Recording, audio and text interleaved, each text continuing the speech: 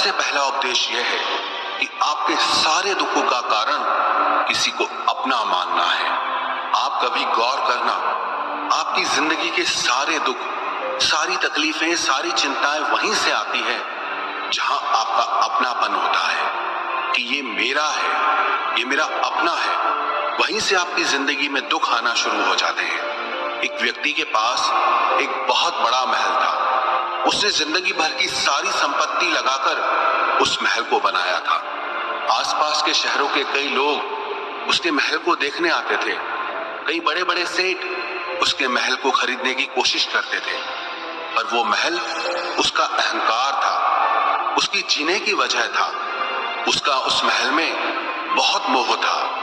एक दिन उसके महल में आग लग गई और वो कहीं बाजार गया हुआ था।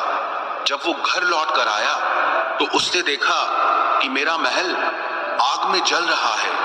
अपने घर को आग में जलता हुआ देखकर उसे इतना दुख हुआ।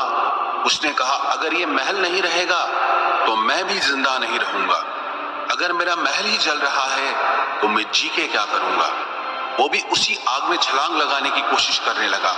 तो किसी ने उसे रोक लिया कि भाई, ये जो तुम्हारा महल है, इस महल का सौदा कल तुम्हारे बेटे ने किसी के साथ कर लिया है। जब उसे पता चला कि ये महल अब मेरा नहीं रहा, किसी और का हो चुका है, तो उसकी सारी चिंता खत्म हो गई।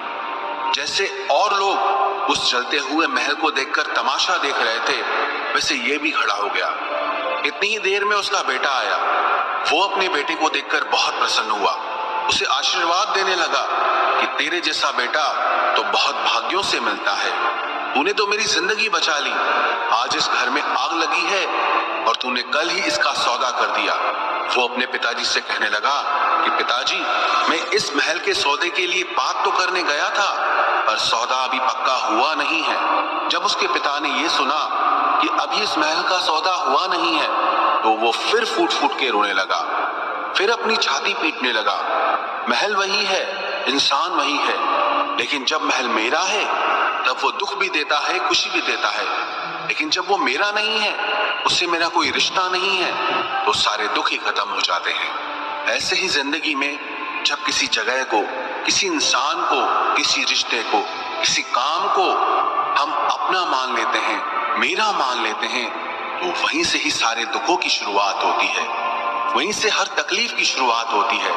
तो श्रीमद् भगवत गीता का पहला उपदेश यही है कि आप जैसे ही किसी को अपनी जिंदगी जीने की वजह मान लेते हो कि इसके बिना तो मैं जी ही नहीं सकता, तो वो चीज, वो इंसान, वो काम आपको बहुत दुख देता है।